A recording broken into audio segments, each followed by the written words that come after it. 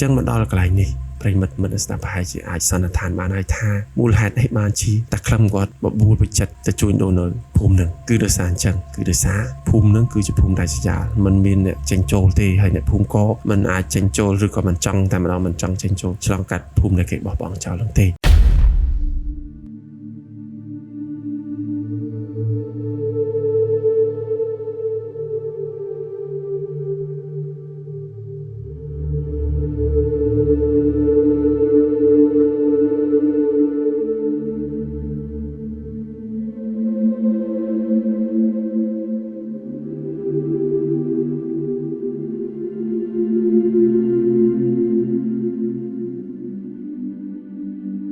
បាទសូមគោរពនឹងជម្រាបសួរបងប្អូនប្រិយមិត្តអ្នកស្ដាប់ទាំងអស់គ្នាជាទីគោរពនិងជាទីមេត្រីសូមស្វាគមន៍មកកាន់ Channel YouTube ដំណើរខ្មែរបាទនៅក្នុងរាត្រីនេះផងដែរអាចមាននឹងវិលត្រឡប់មកជួបបងប្អូនប្រិយមិត្តអ្នកស្ដាប់ទាំងអស់គ្នាសាជាថ្មីនៅក្នុងសាច់រឿងរបស់តាក្លឹមភាគទី2បាទចាំបញ្ជាក់ផងដែរថាបើសិនជាបងប្អូនប្រិយមិត្តអ្នកស្ដាប់បើយើងមិនទាន់បានចុចស្ដាប់នៅភាគទី1ទេប្រិយមិត្តក៏អាចទៅចុចស្ដាប់នៅសាច់រឿងភាគទី1សិនដើម្បីឲ្យយល់អំពីសាច់រឿងនៅក្នុងភាគទី2បើសិនជាបងប្អូនប្រិយមិត្តមិនទាន់បានស្ដាប់ទេអញ្ចឹងប្រហែលជាស្ដាប់ភាគនេះទៅរៀងរំលងអត់ទាន់សាច់រឿងអញ្ចឹងណាអញ្ចឹងចំពោះបងប្អូនប្រិយមិត្តដែលមិនទាន់ចុចស្ដាប់ទេអេដមីនលើកទឹកចិត្តឲ្យចុចទៅស្ដាប់ភាគទី1សិនណាប៉ុន្តែសម្រាប់បងប្អូនប្រិយមិត្តមិនស្ដាប់តែគាត់បានចុចស្ដាប់ចប់រួចរាល់នៅភាគទី1ហើយតឹងរងចាំភាគទី2អញ្ចឹងវីដេអូមួយនេះគឺជាសាច់រឿងរបស់តាក្លឹមភាគទី2នេះឯងហើយបញ្ជាក់ផងដែរថាសាច់រឿងភាគទី2នេះគឺជាភាគបញ្ចប់ផងដែរគឺអត់មានបន្តភាគទី3ទី4អីទៀតនោះទេគឺត្រឹមតែ2ភាគនេះនោះទេអញ្ចឹងមុននឹងចូលទៅកាន់សាច់រឿងអេដមីនក៏សូមរំលឹកនៅសាច់រឿងភាគទី1បន្តិចសិនផងដែរបាទអញ្ចឹងតកតងនឹងសាច់រឿងរបស់តាក្លឹមភាគទី1នោះគឺថាតាក្លឹមគាត់បានឲ្យខ្សែកគុំដែលគាត់បានបញ្ចុះគាថារួចហ្នឹងដោយពុចិត្តនឹងកូនរបស់គាត់ហើយក៏បានឲ្យពុចិត្តនឹងធ្វើដំណើរត្រឡប់ពីភូមិដែលពួកគាត់បានទៅជួញដូរលក់របស់របរប្រើប្រាស់និងអ្វីៗមួយចំនួនហ្នឹងឲ្យត្រឡប់មកមុនតាក្លឹមវិញដោយសារបើតាមតាក្លឹមមើលទៅគាត់ហាក់បីដូចជាដឹងនៅរឿងអ្វីមួយបើសិនជាគាត់ធ្វើដំណើរមកទាំងពីរប្រទេសគោជាមួយគ្នាតែម្ដងប្រហែលជាអាចមានបញ្ហាអញ្ចឹងណាអញ្ចឹងហើយក៏ឲ្យពុចិត្តត្រឡប់មកមុនពីអ្នកកូនប្រុសរបស់គាត់ហើយចិត្តក៏គាត់បានឆ្លងកាត់ភូមិដល់ចម្លែកមួយបាទភូមិដល់ចម្លែកដែលគាត់បានជួបមុនពេលដែលគាត់បានទៅដល់ភូមិដែលគាត់បានលក់ឲ្យវាយវ៉ាន់អស់ហ្នឹងហើយគាត់ក៏បានជួបរឿងរ៉ាវចម្លែកជាច្រើននៅតាមផ្លូវដែលគាត់ត្រឡប់មកវិញនឹងផងដែររហូតធ្វើឲ្យគាត់ហ្នឹងបានធ្វើដំណើរមកដល់ចំណុចមួយដែលជាភូមិទូចមួយរបស់អ្នកនេសាទដែលគាត់បានធ្វើដំណើរមកដល់ហ្នឹងគឺយប់ប្រលប់ប្រមមហើយមុននឹងមកដល់ទីហ្នឹងគឺថាពុចិត្តគាត់បានជួបរឿងរ៉ាវជាច្រើននៅតាមផ្លូវដែលត្រឡប់មកវិញហ្នឹងបាទអញ្ចឹងនេះគឺជាសាច់រឿងខ្លះៗនៅក្នុងចុងសាច់រឿងនៃភាគទី1អញ្ចឹងកុំឲ្យខាតពេលអេដមីននឹងបន្តដំណើរលើសាច់រឿងភាគទី2តែម្ដងប៉ុន្តែមុននឹងចូលទៅកាន់សាច់រឿងភាគទី2អេដមីនក៏សូមចិត្តបងប្អូនប្រិយមិត្តមិនស្ដាប់ទាំងអស់គ្នាជាពិសេសនោះគឺប្រិយមិត្តមិនស្ដាប់ថ្មីដែលមិនទាន់បានចុច Subscribe Channel Admin អញ្ចឹងសូមប្រិយមិត្តមេត្តាជួយចុច Like និងចុច Subscribe មកកាន់ Channel Admin ម្នាក់មួយផងទៅដើម្បីជាកម្លាំងចិត្តដ៏ធំធេងមែនទែនសម្រាប់ Admin នៅក្នុងការផលិតនិងដំណើរសាច់រឿងបន្តទៀតហើយដូចគ្នាអញ្ចឹងដែរបើសិនជាបងប្អូនប្រិយមិត្តដែលស្ដាប់មានសាច់រឿងដំណើរចង់ចែករំលែកទាក់ទងនឹងរឿងមន្តអាគមអាមរឿងអបិយជំនឿរឿងអមនុស្សអីផ្សេងៗនោះគឺបងប្អូនអាច comment នៅខាងក្រោមវីដេអូនេះបាន Admin នឹងធ្វើការដំណើរជូនបាទដូចនេះកុំឲ្យខាតពេល Admin នឹងបន្តនៅសាច់រឿងភាគទី2តែម្ដងបាទពុចិត្តគាត់បានមកដល់ភូមិនេសាទតូចមួយនឹងដែលគាត់បានបំបល់គោគាត់យ៉ាងពេញទំហឹងដើម្បីគេចចេញពីភូមិដល់ចម្លែកដែលគាត់បានជួបនៅរឿងរ៉ាវដល់អាចកំបាំងជាច្រើនគ្រាន់តែមកដល់ភ្លាមគាត់ក៏បានសម្លឹងទៅមើលខ្សែកដែលតាក្លឹមបានផ្ដល់ឲ្យគាត់នោះក៏គាត់ចាប់ភ្លឹកឃើញថាខ្សែកនោះក៏ចាប់ផ្ដើមប្រែពណ៌យ៉ាងចម្លែកដែលគាត់បានដឹងថាកាលពីតាក្លឹមឲ្យគាត់នោះគឺវាមានពណ៌ខ្មៅក្រឹបប៉ុន្តែនៅពេលនេះគឺវាបានប្រែពណ៌បែកទៅជាដូចមាសអញ្ចឹង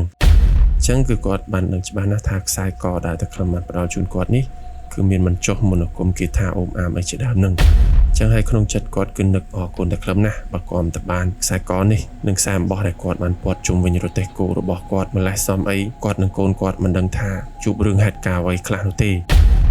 ពីព្រោះថានៅភូមិដែលគាត់បានឆ្លងកាត់មុននឹងគឺថាវាហាក់បីដូចជាភូមិដែលគេបោះបង់យូរណាស់មកហើយនៅទីនោះទៀតសោតបើតាមគាត់គិតប្រហែលជាមានអាថ័នវង្វេងផងដែរបើសិនបើអ្នកណាដែលមិនមានមន្តអាគមអូមអាមការពារនោះទេប្រហែលជាត្រូវវង្វេងស្លាប់នៅក្នុងព្រៃនៅក្នុងភូមិដែលគេបោះបង់នោះចោលជាមិនខានទេ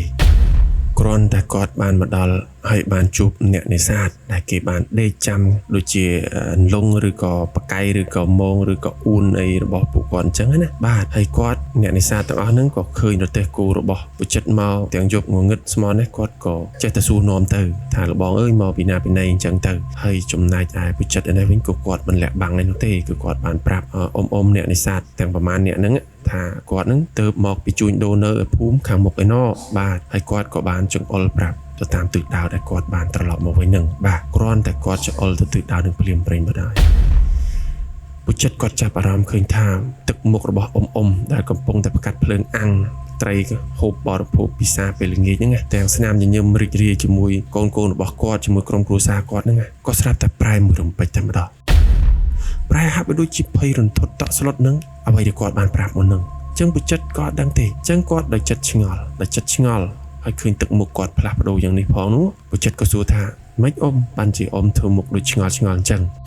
សួរ3 4នាក់ដែលកំពុងតែអង្គុយជុំគ្នាហ្នឹងពួកគាត់កំពុងតែពិសាអីពេលល្ងាចហ្នឹងបាទពួកដែលជាអ្នកនេសាទហ្នឹងគាត់ក៏មើលមុខគ្នាទៅវិញទៅមកដែរមើលមុខគ្នាទៅវិញទៅមកដូចថាចង់និយាយរឿងឯមួយប្រាប់ពុជិតអញ្ចឹងបាទហើយដល់តែអញ្ចឹងទៅក៏មានម្នាក់ដែលរៀនចំណាស់ជាងគេអញ្ចឹងណាក្នុងចំណោមពួកគាត់អាចនិយាយបានថាជាមេក្រុមឬក៏ជាចាស់ទុំជាងគេនៅក្នុងក្រុមអ្នករកត្រីនៅនឹងអញ្ចឹងណាក៏បាននិយាយរឿងរ៉ាវប្រាប់ទៅកាន់ពុជិតនិងកូនរបស់ពុជិតបាទអញ្ចឹងរឿងរ៉ាវនោះគឺថាប្រុសម្នាក់ហ្នឹងគាត់បានដំណើរប្រាប់ពុជិតថាក្មួយដឹងអត់ថាភូមិដែលក្មួយបានឆ្លងកាត់មុនហ្នឹងណាក្មួយគឺជាភូមិដែលគេបោះបង់ចោលជាយូរយារណាស់មកហើយបាទជាភូមិដែលគេបោះបង់ចោលជាយូរយារណាស់មកហើយភូមិនឹងទៀតសោតបើតាមអ្នកដែលគេរស់នៅតំបន់ក្បែរនឹងពីមុនណាគឺគេបានដំណើរថារឿងរ៉ាវនោះគឺវាអញ្ចឹងនៅក្នុងភូមិហ្នឹងក៏ស្រាប់តែមានអ្នកដែលចេះមនោគមមុំអាមភាគច្រើនណាគឺចេះមនោគមមុំអាមទាំងអស់គ្នាហើយភូមិហ្នឹងក៏អ្នកដែលចេះទាំងអស់ហ្នឹងក៏សាកមនោគមមុំអាមទាំងអស់គ្នាទៅហើយដល់តែសាកទៅបាទវាក៏ដូចថាត្រូវខ្លះអីខ្លះអញ្ចឹងណាអ្នកខ្លះដែលខ្សោយទៅក៏ត្រូវរបស់គេទៅក៏ឈឺស្លាប់ទៅនៅនឹងហើយអ្នកដែលខ្លាំងហ្នឹងក៏ចេះតែត្រូវដែរប៉ុន្តែមិនដល់ស្លាប់មិនដល់អីទេគ្រាន់តែបាយចគុំបាយអីអញ្ចឹងទៅដល់ទៅយូរទៅអ្នកដែលបាយអាគុំបាយអីទាំងអស់ហ្នឹងមិនមែនទៅធ្វើអ្នកដែលចេះអាគុំអីដូចគ្នាណាទៅធ្វើអ្នកស្រុកអ្នកភូមិធម្មតាហ្នឹងក៏ធ្វើពួកគេនឹងឈឺស្លាប់អស់ទៅបាទឈឺស្លាប់បន្តអញ្ចឹងទៅរហូតភូមិហ្នឹងអ្នកដែលនៅរួចរស់មានជីវិតគឺគេលែងហ៊ាននៅគឺគេរត់ចេញទៅនៅភូមិផ្សេងបាត់អស់ទៅហើយក៏ត្រូវគេបោះបង់ចោលតាំងតែពីពេលហ្នឹងមកហើយអ្នកដែលគេធ្លាប់ឆ្លងកាត់យូរម្ដងគេថាគឺតែងតែជួបរឿងរ៉ាវចម្លែកបាទអ្នកខ្លះគឺមិនមានវត្តមានត្រឡប់មកវិញទៀតដោយសារអីគឺគេជឿថាបានពងវែងស្លាប់នៅពេលដែលបានឆ្លងកាត់ភូមិហ្នឹងព្រោះគេជឿថាអ្នកដែលចេះអាគមខ្លាំងដែលបាយអាគមហ្នឹងប្រមាណអ្នកហ្នឹងគឺនៅតែកំពុងតែរស់នៅក្នុងភូមិដែលគេបោះបង់ចោលហ្នឹងហើយភូមិនឹងទីសោតគេថាពួកអ្នកនៅក្នុងនោះគឺមិនមែនដូចជាមនុស្សទៀតទេគឺទៅជាលក្ខណៈដូចជាវិញ្ញាណបន្តិចមនុស្សបន្តិចគឺអត់មានរូបរាងច្បាស់លាស់វាពិបាកបកស្រាយគេថាដូចជាវិញ្ញាណប៉ុន្តែមិនមែនជាវិញ្ញាណបាទតោះអញ្ចឹងទៅបងប្អូនហើយគ្រាន់តែនឹងនិយាយប្រាប់ប៉ុណ្ណេះពុជិតគាត់ថាក្បាលគាត់ព្រឺសំពងបាទព្រឺសំពងគាត់មិននឹកស្មានថាតាក្លឹមលេងគាត់ដល់ថ្នាក់ហ្នឹងអត់ប្រាប់គាត់ត្រង់ពីដំបូងទេបាទបើប្រាប់គាត់ត្រង់ពីដំបូងគាត់ថាគាត់មិនបន្ថយទេមិនយកជីវិតទៅបន្ថយទេប៉ុន្តែគាត់ឆ្ងល់ថាចេះចោះថាហេតុអ្វីតាក្លឹមដឹងថារឿងនឹងបែបនឹងហើយហេតុអីគាត់មិនខ្លាចអានេះគាត់គិតទេណាមិនដែរតាក្លឹមមិនដឹងទេតែជាតាក្លឹមគាត់ដឹងហើយប៉ុន្តែហេតុអីគាត់តាក្លឹមមិនខ្លាចមិនញើសសោះអញ្ចឹងទៅបាទពុជិតគាត់ក៏សួរទាំងអស់ហ្នឹងថាចុះមានដឹងទេថាបើសិនជាធ្វើដំណើរទៅផុតភូមិនឹងមួយទៀតតើមានភូមិមនុស្សរស់នៅទៀតដែរឬក៏អត់អញ្ចឹងណាបាទក៏សួរអញ្ចឹងហើយពួកដែលជាអ្នកនេសាទនោះគាត់ក៏មិនលាក់បាំងដែរគាត់ថាមានភូមិនឹងប៉ុន្តែគឺជាភូមិអាចនិយាយថាជាភូមិដែលអាចកំបាំងគាត់ថាបានឬក៏យ៉ាងម៉េចអញ្ចឹងណាពីព្រោះថានៅពេលដែលមានរឿងហេតុចម្លែកនៅពេលដែលអ្នកចេះមនោគមអាមដែលធ្វើគ្នាឲ្យស្លាប់អ្នកភូមិផ្សេងនៅភូមិហ្នឹងភូមិបន្ទាប់ហ្នឹងដែលគេបោះបង់ចោលអ្នកភូមិខាងមុខមួយទៀតហ្នឹងគឺត្រូវបានដាច់ខ្សែរយៈស្ងាត់ឈឹងតែម្ដងគឺអត់មានធ្វើដំណើរចេញចូលទៅមកទេ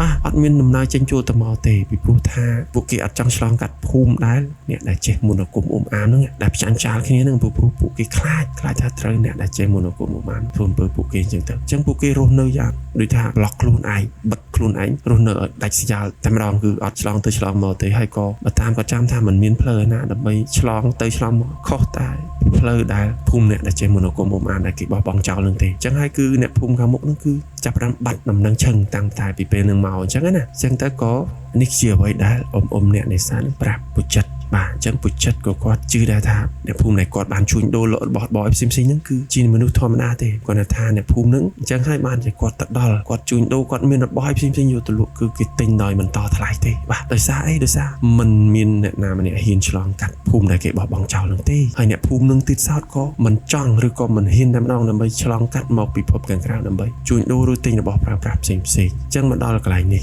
ប្រិមិត្តមិនស្ដាប់ប្រហែលជាអាចសន្និដ្ឋានបានហើយថាមូលហេតុអីបានជាតាក្លឹមគាត់បបួលវិចិត្រទៅជួញដូរនៅភូមិនឹងគឺដោយសារអញ្ចឹងគឺដោយសារភូមិនឹងគឺជាភូមិដាច់ស្រយាលមិនមានអ្នកចេញចូលទេហើយអ្នកភូមិក៏មិនអាចចេញចូលឬក៏មិនចង់តែម្ដងមិនចង់ចេញចូលឆ្លងកាត់ភូមិដែលគេបោះបង់ចោលនឹងទេនេះគឺជាដើមហេតុដែលធ្វើគាត់នឹងជួញដូររបស់ឬក៏លក់ដូររបស់ដែលគាត់បានដឹកពីអ្នកតាក្លឹមទៅនឹងលក់ដាច់គ្មានសល់ក្នុងរយៈពេលតែមួយយប់បាទអញ្ចឹងនេះជាមូលហេតុបានអញ្ចឹងពួកគាត់ក៏មិនបន្តនិយាយអំពីរឿងរ៉ាវទាំងអស់នឹងទៀតទេគឺគាត់ក៏និយាយបដូរប្រធានបទសួរនាំគ្នាអញ្ចឹងទៅថាពួកគាត់ពីរនាក់ឲ្យកូននឹងនៅភូមិណាដែរហើយមានឈ្មោះអីមានគ្រួសារអីនៅការជួញដូររកស៊ីធ្វើស្រែចម្ការអីយ៉ាងម៉េចអញ្ចឹងណាបាទនេះគឺជាអ្វីដែលពួកគាត់សួរនិយាយគ្នានៅក្នុងយប់ដ៏ត្រជាក់នាខែរំហើយបាទអញ្ចឹងគាត់ក៏បានសម្រាប់ស្នាក់អាស្រ័យជាមួយអ៊ំអ្នកនេសាទហ្នឹងមួយយប់ទៅបាទនៅក្នុងមាត់គេថាមាត់ព្រែកមាត់ស្ទឹងមិនហ្នឹងណាបាទលុះវេលាព្រឹកឡើងបានឈានចូលមកដល់បាទអញ្ចឹងគាត់ក៏សម្រាប់មួយយប់ហ្នឹងយ៉ាងស្កប់ស្កល់ជាមួយអ៊ំអ្នកនេសាទហ្នឹងក៏អត់មានរឿងអីដែរហើយក៏បានសួរនាំជិះឬជីកខុលចង់ស្គាល់គ្នាទៅវិញទៅមកអញ្ចឹងណាបាទជាច្រើនហូរហើយអញ្ចឹងទៅព្រឹកឡើងមកដល់អ៊ំអ្នកនេសាទដោយគាត់រកត្រីរកអីបានច្រើនអញ្ចឹងណាគាត់ក៏បានវិចឲ្យពុចិត្តហ្នឹងកូនរបស់គាត់ហ្នឹងមួយចំនួនធំដែរដើម្បីយកមកផ្ទះធ្វើម្ហូបហើយដោយចិត្តចង់រាប់អានគ្នាជាមួយអ៊ំហ្នឹងផងនៅឃើញចិត្តល្អចិត្តអីអញ្ចឹងណាពុចិត្តហ្នឹងក៏គាត់មិនទៅយកទៅទេដែរត្រីដែលអ៊ំឲ្យទាំងម៉ាម៉ាហ្នឹងគាត់ក៏ឲ្យជាប្រាក់ទៅវិញទៅប៉ុន្តែអ៊ំហ្នឹងគាត់មិនចង់ទទួលទេគាត់ក៏ទទួលដែរតែដោយរអៀសចិត្តអញ្ចឹងណាគាត់យកក្នុងតម្លៃថោកមិនតែបន្តិចតួចទេបាទដោយសារគាត់ចង់រាប់អានគ្នាអញ្ចឹងទៅហើយចំណែកពុចិត្តនិងកូនគាត់ក៏បានទឹមគោទឹមកបីបន្តដំណើរត្រឡប់មកភូមិរបស់គាត់វិញបាទអញ្ចឹងលុះរហូត3-4យប់ក្រោយមកទៀតហ្នឹងគាត់ក៏ធ្វើដំណើរទៅដល់ភូមិរបស់គាត់វិញមែនហើយគ្រាន់តែមកដល់ភូមិភ្លាមប្រពន្ធគាត់ក៏ដូចជាប្រពន្ធរបស់តាក្លឹមហ្នឹងក៏បានមកសួរនាំពុចិត្តនិងកូនគាត់ថាតើហេតុអ្វីគាត់មកតែពីរនាក់ឲ្យកូនអត់ឃើញតាក្លឹមត្រឡប់មកវិញជាមួយបាទនេះជាសំណួរដែលប្រពន្ធរបស់ពុចិត្តសួរដំបូងហើយបន្ទាប់មកក៏ប្រពន្ធរបស់តាក្លឹមហ្នឹងក៏ដូចគ្នាអញ្ចឹងដែរគាត់សួរប៉ុន្តែសួរហ្នឹងដូចថាមិនភ័យមិនបារម្ភអីទេពីព្រោះគាត់ដឹងថាប្តីគាត់មិនសូវជាចង់តាណាតន័យមួយមានគ្នាជាមួយគេជាមួយឯងគាត់ចូលចិត្តតែម្នាក់ឯងគេថា solo បាទអញ្ចឹងហើយគាត់ក៏សួរគាត់តែចង់ដឹងប៉ុន្តែមិនក្នុងសភាពអារម្មណ៍មិនពេកនោះទេហើយពុចិត្តគាត់ក៏ប្រាប់តាមដំណើរសាច់រឿងដើមតងទាំងអស់តាំងពីដើមរឿងមកអញ្ចឹងមកថាតាក្លឹមគាត់ឲ្យត្រឡប់មកវិញមុនដោយសារគាត់ជាប់មានធុរៈជាមួយនឹងអ្នកភូមិដែលបានជួញដូរនឹងដែលមើលទៅដូចជាខ្លាចដូចជាមិត្តភក្តិគាត់ចិត្តដិតអញ្ចឹងណាគាត់សុំស្នាក់នៅបន្តពី3យប់ទៀតប៉ុន្តែគាត់អត់បានប្រាប់ទេថាតាក្លឹមឲ្យមកមុនដោយសារតាក្លឹមគាត់មានប្រពន្ធអត់ល្អបាទគាត់ខ្លាចប្រពន្ធតាក្លឹមរំអញ្ចឹងគាត់ក៏និយាយប្រាប់តែតែប៉ុណ្្នឹងអញ្ចឹងទៅហើយគាត់និយាយចប់សពគ្រប់សំណេះសំណាលសួរនាំអីប៉ុណ្្នឹងហើយក៏អត់មានបន្តសាច់រឿងអំពីតាក្លឹមអីនឹងទៀតដែរហើយក៏គាត់នឹងក៏បានផ្ដល់ប្រាក់ឲ្យមួយចំនួនធំឲ្យប្រពន្ធគាត់ទៅដោយសារលើកនេះគាត់ជួញដូរនឹងបានចំណេញប្រាក់ច្រើនមែនទែនដោយសារគាត់បានទៅជាមួយតាក្លឹមលើកនេះគឺលក់ដាច់អស់គ្មានសល់ហើយណាមួយទំនិញដែលគាត់យកទៅលក់ទាំងបាម៉ាហ្នឹងគឺបានប្រាក់ច្រើនដោយសារអត់មានអ្នកតថ្លៃហើយក៏អត់មានអ្នកជំពាក់ដែរបាទគឺគេឲ្យតម្លៃពេញតែម្ដងបាទប្រពន្ធគាត់ឃើញបែបហ្នឹងក៏សប្បាយចិត្តរំភើបរីករាយនឹងអ្វីដែលប្តីនិងកូនបានខំរំមកបានណាបាទប្រពន្ធពុចិត្តណាបាទប៉ុន្តែគ្រាន់តែយប់ឡើងបានចូលមកដល់ពុចិត្តក៏បានប្រាប់នៅរឿងរ៉ាវរន្ធត់នឹងរឿងចម្លែកជាច្រើនដែលគាត់បានជួបពីអ្នកកូនបាទពីអ្នកកូនគាត់ទៅកាន់ប្រពន្ធរបស់គាត់បាទប្រពន្ធរបស់គាត់ហើយប្រពន្ធរបស់គាត់ហើយកាលពីថ្ងៃហ្នឹងដោយថារំភើបសប្បាយនឹងប្រាប់តែប្តីរកបានហ្នឹងគ្រាន់តែគាត់បានលឺនៅរឿងរ៉ាវដែលប្តីគាត់បានប្រាប់នឹងភ្លាមគាត់ថាកុំអីលើកក្រោយកុំទៅទៀតអីកុំទៅជាមួយតែក្លឹមនឹងទៀតអីបើសិនជាមានរឿងហេតុដែលអត់ស្រួលអញ្ចឹងពីព្រោះគាត់អត់ចង់មេម៉ាយទាំងក្មេងអញ្ចឹងទេគាត់និយាយលក្ខណៈលេងសើចជាមួយប្តីគាត់អញ្ចឹងណាគាត់ខ្លាចថាមានរឿងគ្រោះថ្នាក់ដល់អាយុជីវិតប្តីគាត់និងកូនគាត់អញ្ចឹងទៅបាទប៉ុន្តែប្តីគាត់ថាមិនបាច់តែឯងបារម្ភទេបើខ្ញុំដឹងថាមានរឿងអញ្ចឹងខ្ញុំក៏មិនទៅដែរប៉ុន្តែនេះអត់ដឹងដោយសារតាក្លឹមក៏អត់ប្រាប់ពុចិត្តដែរបាទអញ្ចឹងហើយគាត់ក៏ចេះតែនិយាយលេងពីនេះពីនោះទៅដោយសារបានដឹងរឿងហេតុគ្រប់បែបយ៉ាងហើយក៏ ថាលើក្រោយមិនទៅទេបើសិនជាទៅជាមួយតែក្លឹមតែ2នាក់អញ្ចឹងគឺគាត់លែងទៅទៀតហើយគាត់ខ្លាចមានបញ្ហាដូចលើកនេះអញ្ចឹងប៉ុន្តែគាត់ថាគាត់ចេះនិយាយលេងណាគាត់ថាធម្មតាក្នុងគ្រោះវាមានលៀបអញ្ចឹងហើយរបស់ដែលមិនបានមកដោយស្រួលគឺរបស់តម្លៃទេអញ្ចឹងបើរបស់ដែលបានមកដោយលំបាកដូចលើកនឹងអញ្ចឹងគឺជារបស់មានតម្លៃបាទអញ្ចឹងនេះជាអ្វីដែលគាត់និយាយលួងខ្លួនឯងបាទនិយាយលួងខ្លួនឯងទេអញ្ចឹងដំណឹងរបស់តាក្លឹមក៏បានស្ងាត់រលត់បាត់ឈឹងទៅតែត្រឹមប៉ុណ្ណេះហើយក៏គ្មានអ្នកណាគេនឹងទៅចាប់អារម្មណ៍ពីរឿងតាក្លឹមដែរពីព្រោះជាទម្លាប់ទូទៅរបស់គាត់ទៅហើយបាទលុះប្រហែលជា3ថ្ងៃក្រោយមកទៀត3ថ្ងៃក្រោយមកទៀតនៅល្ងាចមួយនោះគឺស្រាប់តែឃើញរទេះគោរបស់តាក្លឹមបានបរវិលត្រឡប់មកផ្ទះវិញបាទ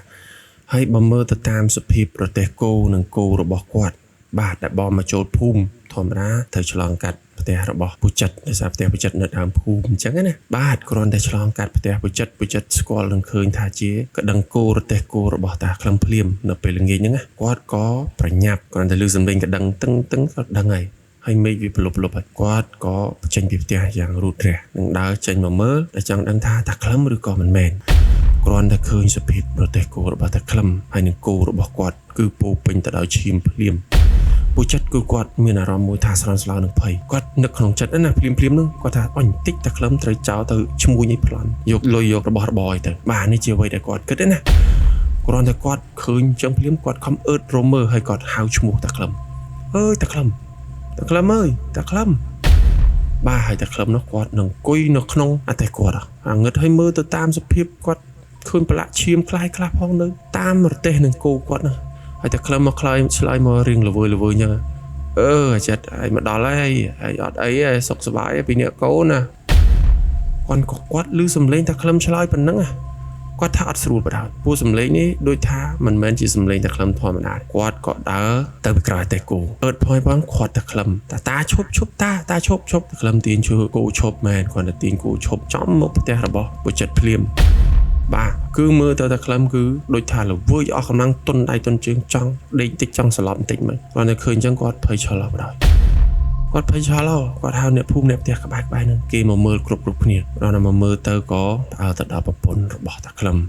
ក៏គេយកគាត់ហ្នឹងទៅផ្ទះហើយបើមើលទៅសភាពអទេសគឺខ្ទេចខ្ទីដូចត្រូវអ្វីមួយយ៉ាងវាបហាអញ្ចឹងគាត់ថាខ្ទេចមកអាដបូលប្រក់ពីលើអទេសគោគាត់ណាធម្មតាអទេសរបស់ឈ្មោះអ្នកដូរអ្នកអីអញ្ចឹងគឺគេប្រក់ដូចជាផ្ទះអញ្ចឹងមានជាងមានអីត្រឹមត្រូវអញ្ចឹងទៅប៉ុន្តែលោកនេះវាធ្លុះវាខ្ទេចដូចថាត្រូវជាស្អីវាបហាមិនដឹងតែយើងអត់ដឹងដូចគ្នាពីព្រោះថាគ្រាន់តែអ្នកភូមិផ្អើលឈុលមកតាក្លឹមបាត់មាត់ឈឹងបាទ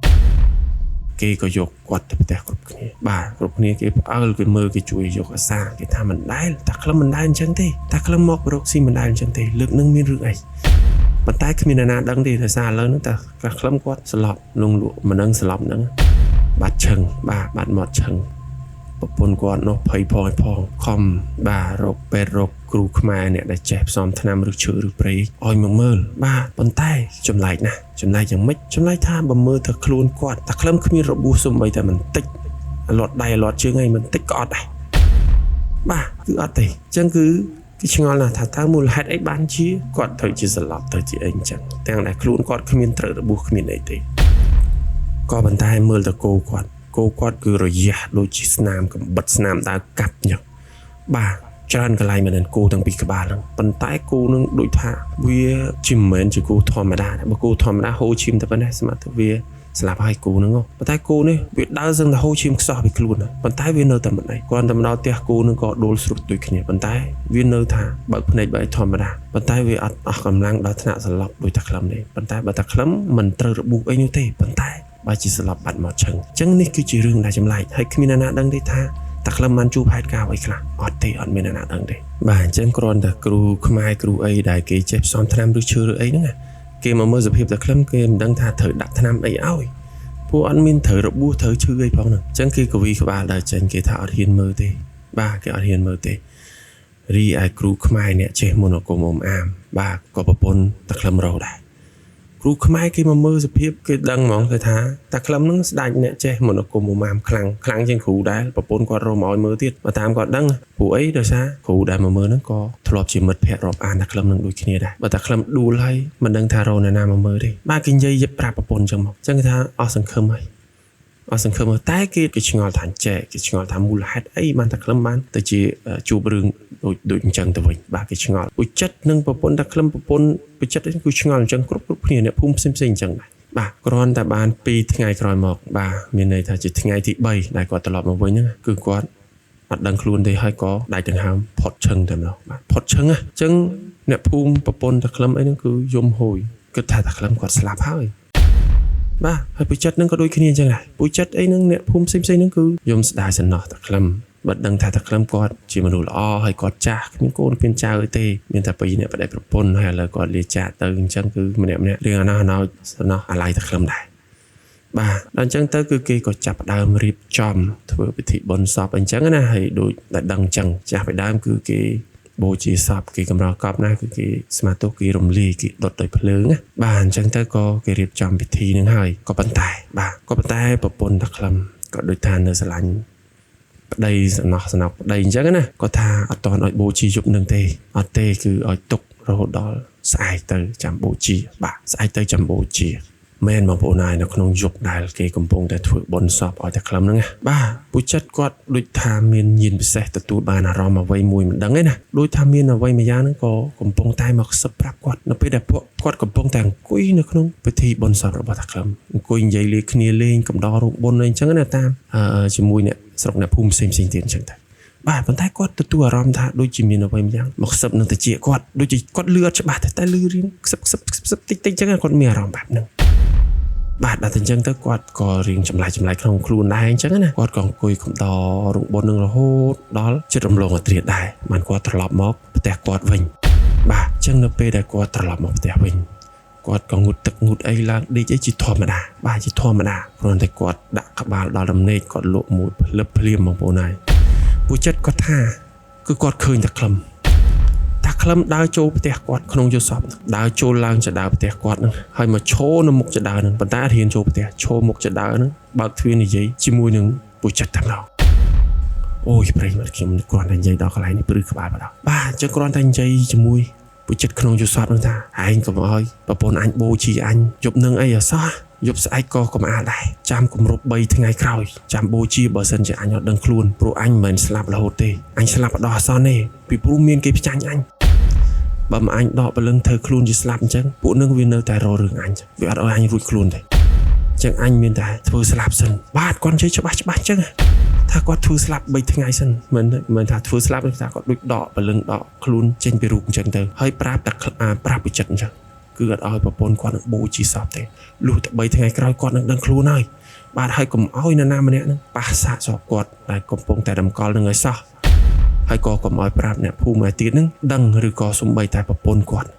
ក្នុងយល់សពហ្នឹងគឺតែខ្លឹមប្រាប់អញ្ចឹងគឺថាអត់ឲ្យនរណាដឹងទាំងអស់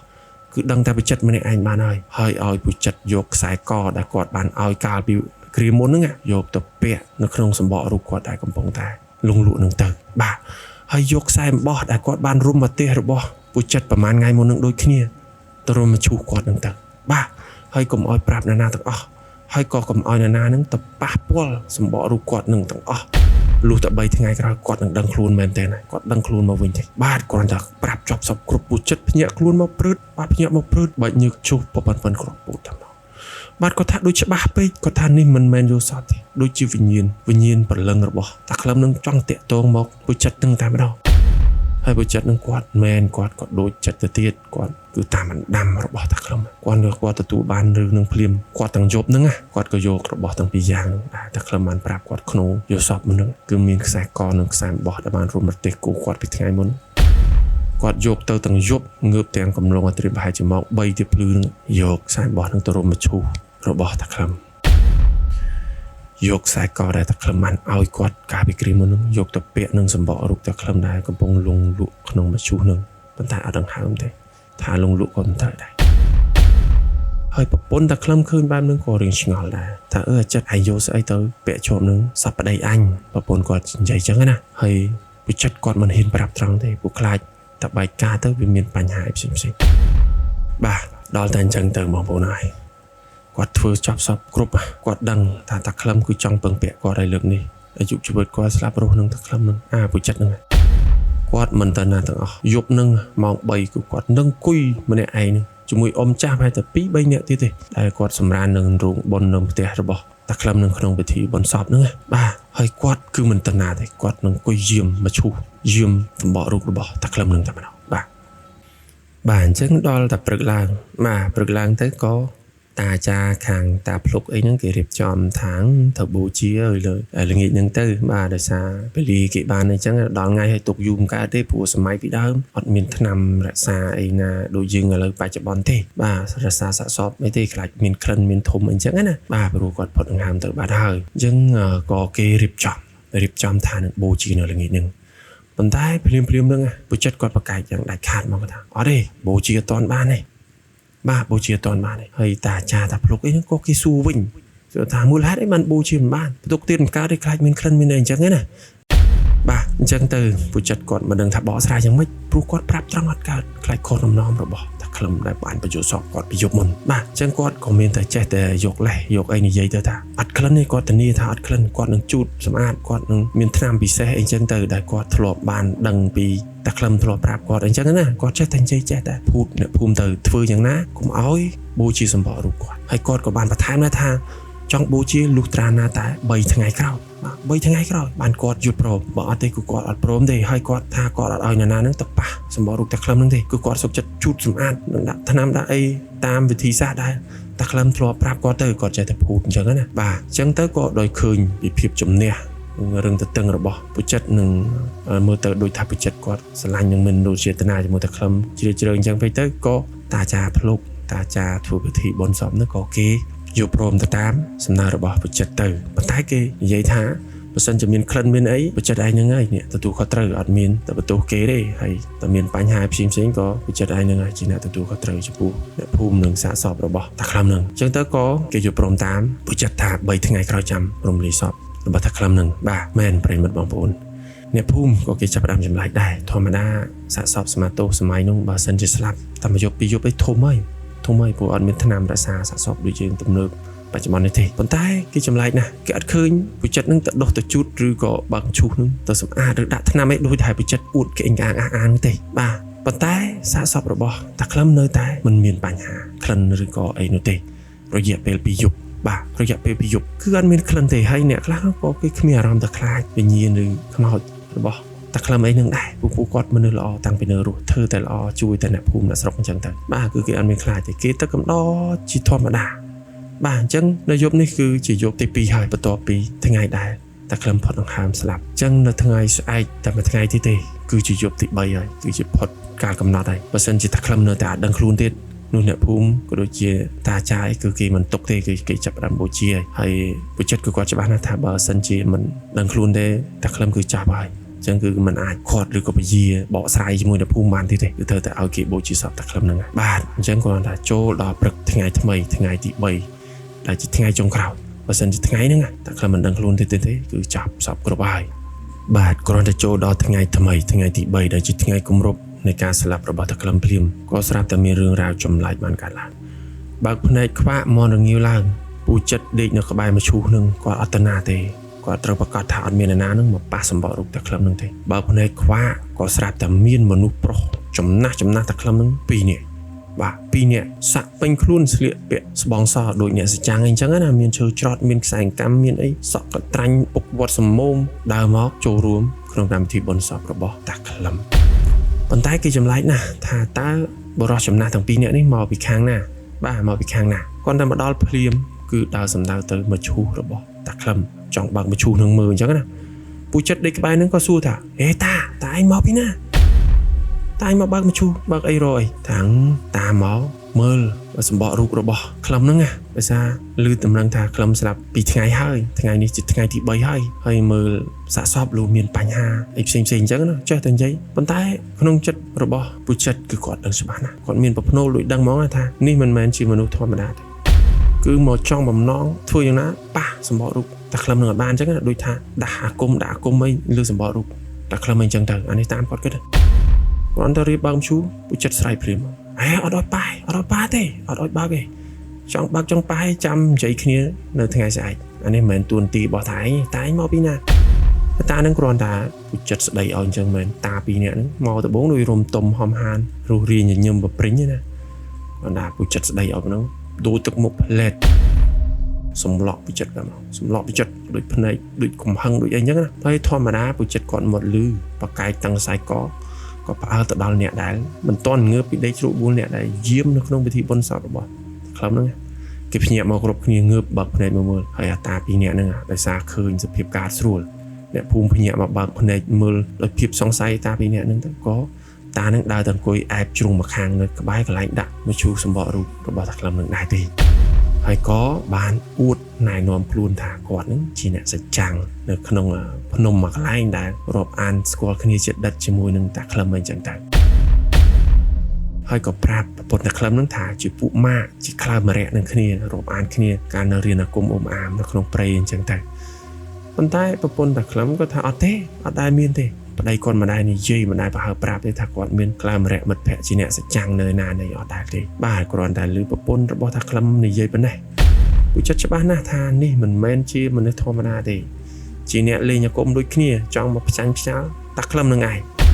បាទអញ្ចឹងហើយគាត់ក៏ថាអត់ទេគាត់នឹងអង្គុយមកគាត់ថាអត់តាណាទេតែប្រចិត្តគឺគាត់អត់តាណាអង្គុយយាមសាកសពតាខ្លឹមមកគាត់ថាផុតតែមួយថ្ងៃនេះទៀតទេតាខ្លឹមដឹងខ្លួនគឺដឹងហើយថាមិនដឹងទេគឺចប់ហើយគាត់ត្រូវតែរក្សាទៅតាមអ្វីដែលតាខ្លឹមប្រែផ្ដាំនៅក្នុងយុទ្ធសពការថ្ងៃមុនគឺមិនឲ្យអ្នកណាប៉ះសម្បល់រូបគាត់ទេបាទដល់តាអញ្ចឹងទៅតាពីរនាក់ហ្នឹងអង្គុយធ្វើមុខស្ងឿកនៅក្បែរមឈូសហ្នឹងចង់លោបទៅបើកមឈូសម្សាមសាដែរប៉ុន្តែពុចិត្តគាត់នៅក្បែរហ្នឹងគាត់អត់អនុញ្ញាតទេគាត់ថាតាគាត់និយាយមកតាឯងមិនដឹងមកពីណាមិនដឹងជាស្អីសាច់ញាតិអីជាមួយតាខ្លឹមផងហើយមិនដឹងថាតាខ្លឹមស្លាប់បើតាឯងនៅតែកសិចាំងក្នុងព្រៃហ្នឹងពុចិត្តគាត់សួរដាក់ម៉ាំងដល់អញ្ចឹងតាឯងមកតាមខ្ញុំស្មានមិនមែនមនុស្សធម្មតាមិនមែនមិត្តភក្តិតាខ្លឹមទេសិតតែពួកអាចចេះមួយអង្គមុំអាមចង់មកផ្ចាញ់តាខ្ញុំនឹងមកគាត់និយាយចឹងថាតាឯងអត់មានទេណាហើយគាត់ទាញបថៅមកចោលមុខដល់គាត់កាន់បថៅដៃចោលមុខមកតាឯងអត់មានមកញ៉ៃញ៉ាយទេបើចង់ប៉ះសម្បករូបអីគឺអត់បានទេព្រោះនេះជាបណ្ដាំតាខ្លឹមគាត់បាន5ខ្ញុំឲ្យខ្ញុំយាមគាត់និយាយចឹងចោលបថៅនៅដៃចោលមុខតាពីរនាក់ហើយតាពីរនាក់ហ្នឹងឃើញសភាពការអញ្ចឹងក៏អត់ហ៊ានធ្វើព្រឹកដាស់ដែរពួកអ្នកភូមិច្រើនគេគ្រប់ស្រឡាញ់តាខ្លឹមគ្រប់គ្នាគេនៅក្នុងពិធីហ្នឹងដែរដល់តែអញ្ចឹងទៅមានតែអង្គុយធ្វើមុខអេម៉េចាំឱកាសល្អអញ្ចឹងណាអានឹងគួរមឈូសហ្នឹងធ្វើពិធីឬក៏ទៅប៉ះសម្បករូបហ្នឹងធ្វើខុសដំណំទៅដើម្បីឲ្យតាខ្លឹមហ្នឹងមិនអាចវិលចូលសម្បករូបឬក៏ដឹងខ្លួនវិញបានអញ្ចឹងទៅអញ្ចឹងហើយគឺពុចិត្តគាត់ក៏ថាថ្ងៃនឹងដាច់បាយដាច់ទឹកយ៉ាងណាក៏ដោយឬមានរឿងអីក៏ដោយគឺគាត់អត់ទេខ្ចីតាណាទេនឹងអង្គុយនៅនឹងទៅអង្គុយរហូតដល់ទៅថ្ងៃរសៀលជ្រៅជ្រេក៏ឃើញថាมันមានអ្វីប្រែប្រួលហាតាពីរនាក់ហ្នឹងក៏អត់ព្រមតាណាដែរទោះបីជាពុចិត្តដាក់ដល់គម្រាមផងសម្លុតផងអញ្ចឹងណាគឺអត់តាណាទេអង្គុយស្ងឿអញ្ចឹងទៅរហូតដល់ថ្ងៃរសៀលហ្នឹងក៏ស្រាប់តែមានរឿងចម្លែកបាទចម្លែកយ៉ាងម៉េចនៅស្រុកសុកបាទសុកណាគោនៅស្រុកនៅភូមិហ្នឹងក៏ចាប់ផ្ដើមប្រកាច់ឈឺងាប់អស់ពី3ក្បាលភ្លាមហ្នឹងហើយអ្នកស្រុកនៅភូមិដែលមកចូលរួមកម្មវិធីបុណ្យហ្នឹងណាអ្នកខ្លះទោះបីជាស្រឡាញ់រាប់អានតាខ្លឹមយ៉ាងណាក៏ដោយតែដល់គោគាត់ឈឺប្រកាច់ភ្លាមគាត់មិនត្រឡប់ទៅផ្ទះមើលគោមើលពេលរបស់គាត់សិនអញ្ចឹងអ្នកដែលទៅហ្នឹងក៏ថមថយអស់មួយចំនួនតែអ្នកខ្លះទៅជួយមើលគោដែលប្រកាច់ឈឺហ្នឹងទៅអស់ទៅនៅសល់តែចាស់មួយចំនួនតូចទេនៅប្រចាំនៅផ្ទះរបស់តាខ្លឹមក្នុងពិធីបុណ្យសពហ្នឹងអតាពីអ្នកនោះក៏មើលទៅរឿងមុខញឹមចឹងឃើញថាការល្អអញ្ចឹងណាតែបិចិត្តក៏អត់តាណាទេគាត់នឹងអង្គុយនឹងគៀកនឹងកន្លែងមឈូសដាក់ចូលតាខ្លឹមដោយសារធ្វើអីឬក៏ចូលទៅក្បែរមឈូសនឹងមិនបានអតាពីអ្នកនឹងដឹងថាពេលវេលានៅមិនច្រើនទេក៏ចាប់ផ្ដើមនិយាយយល់ហ្នឹងណាថាឥឡូវឲ្យតាសុំមើលមុខតាខ្លឹមលើកចុងក្រោយបន្តិចសុំបើកតែមឈូសទេតាប៉ះទៅអីទេព្រោះចិត្តថាអត់ទេអត់មានអីត្រូវមកកិច្ចការងារហ្នឹងទេដល់តែអញ្ចឹងទៅក៏អត់ព្រមស្ដាប់គ្នាតាពីរនាក់ហ្នឹងនៅតែទៅចេះទៅទាញមឈូសទាញចង់បើកមឈូសហ្នឹងប៉ុន្តែអត់ដល់តែព្រោះចិត្តគាត់ខឹងគាត់អល់ប្រទីងបន្ទងគ្នាគាត់ថាប្រងដាក់តែបថៅនៅដៃអូដាក់ភូសលើបាទប្រទីងបន្ទងគ្នាអ្នកភូមិនៅក្បែរហ្នឹងក៏ជួយអន្តរាគមន៍ចាប់គ្នាអញ្ចឹងអ្នកខ្លះទៅចាប់អាតានោះទៅអ្នកខ្លះក៏ទៅទាញបិចិត្តទៅតែអត់ទាញទៅណាទេឲ្យបិចិត្តទាញដកឃ្លាថាអត់ឲ្យប្រើអំពើហិង្សាឬកម្លាំងបាយទេអាតាពីអ្នកហ្នឹងខឹងពេកតែឯងមិនអីទេចាត់ហៅចំឈ្មោះចាត់ឯងមិនអីឯងក៏ជួបគ្នាជាមួយអញទេនិយាយដល់កំហឹងមកភ្នែកក៏ហមច្រាល់សម្លឹងមកហើយក៏បានដើរទៅតាំងបញ្ញាចេញពីរោងបុណ្យរបស់តាខ្លឹមបាត់ទៅបាទចឹងដូចថាវាដឹងថាអស់ពេលអត់អាចនៅនឹងបានទៀតអាតាពីអ្នកស្លៀកពាក់សចាំងសាក់ពេញខ្លួនសក់ក៏ដាញ់កន្ត្រាញ់ពុកមាត់វែងសម្មុំក៏ដើរទៅវិញតែបញ្ញាទៅបាទមែនគាត់អាតានឹងចេញផុតប្រហែលជាមកស្ទុះថ្ងៃល្ងាចម៉ោងប្រហែលជា5មកឈូសរបស់តាខ្លឹមបាទមកឈូសរបស់តាខ្លឹមនៅសុកកងគឺ គឺទៅអ្នកភូមិនៅក្បែរនោះភ័យលាន់ទុងទុងអញ្ចឹងបាត់គោះពីក្នុងមកវិញទុងនេះណាក៏ស្រាប់តែក្លឹមញាក់ដឹងខ្លួនមកវិញមែនដូចជាអ្វីដែលគាត់សន្យាក្នុងយល់សពដែលបានប្រាប់ពូចិត្តកាលពីថ្ងៃមុនអញ្ចឹងបាទប្រពន្ធគាត់បានតែឃើញអញ្ចឹងទៅបើកឈុំមើលឃើញតែក្លឹមងើបអង្គុយជាងោមានតែហើមមានអីប្រពន្ធគាត់រត់អបអត់មានខ្លាចហើយពូចិត្តក៏អត់ខ្លាចបើកឈុំមកឃើញតែក្លឹមងើបឈរហើយគាត់ថាអរគុណណាអាចារ្យចិត្តគាត់ថាអរគុណអាចារ្យចិត្តនិយាយតែប៉ុណ្្នឹងប្រពន្ធគាត់យំផងឲ្យផងងើបអោបមិននឹកស្មានថាប្តីគាត់ស្លាប់ហើយរស់ឡើងវិញក្នុងអំឡុងពេល3ថ្ងៃនេះបាទអញ្ចឹងនេះជារឿងដ៏ល្បីបំផុតសម្រាប់ភូមិរបស់ប្រវត្តិដែលគាត់បានចែករំលែកបងប្រវត្តិដែលគាត់ចែករំលែកសាច់រឿងនេះគឺថាស្លាប់3ថ្ងៃរស់ឡើងវិញបាទអញ្ចឹងនេះគឺជារឿងសាច់រឿងហើយខ្ញុំក៏មិនបន្តរឿងរ៉ាវទៅមុខទៀតទេខ្ញុំបាទសូមបញ្ចប់តែប៉ុណ្ណេះអញ្ចឹងបងប្អូនប្រិយមិត្តប្រហែលជានៅមានចម្ងល់ហើយថាចោះអាតាពីរនាក់មុននឹងដែលមកនោះគឺជាអ្នកណាបាទអានេះគឺជាចម្ងល់ទី1បាទហើយចម្ងល់ទី2នោះប្រហែលជាប្រិយមិត្តឆ្ងល់ថាចោះតែខ្លឹមគាត់បានជួបរឿងរ៉ាវហេតុការណ៍ខ្លះបាទមុននឹងគាត់បាត់បង់ស្មារតីស្លាប់3ថ្ងៃហ្នឹងបាទអញ្ចឹងនៅប្រហែលជាមានប្រិមិត្តខ្លះនៅឆ្ងល់អញ្ចឹងណាបាទអញ្ចឹងខ្ញុំក៏មិនដឹងដែរហើយក៏ខ្ញុំនិយាយចឹងចោះដោយសាររឿងនេះគឺជាដំណើររបស់មកវុតគាត់ចែកម្លែកមកបែបហ្នឹងអញ្ចឹងដែរបាទប៉ុន្តែគ្រាន់ថាល្បីរឿងហ្នឹងគឺល្បីចាស់ជំនាន់មុននិយាយតពីមាត់មួយទៅមាត់មួយអញ្ចឹងណាបាទហើយខ្ញុំបាទក៏សូមអរគុណច្រើនមែនទែនសម្រាប់បងប្អូនប្រិមិត្តមនស្សស្ដាប់ទាំងអស់គ្នាដែលខំចំណាយពេលវេលាដ៏មានតម្លៃក្នុងការស្ដាប់នៅការដំណើរសាច់រឿងមួយនេះហើយខ្ញុំបាទក៏សូមអធិស្ឋា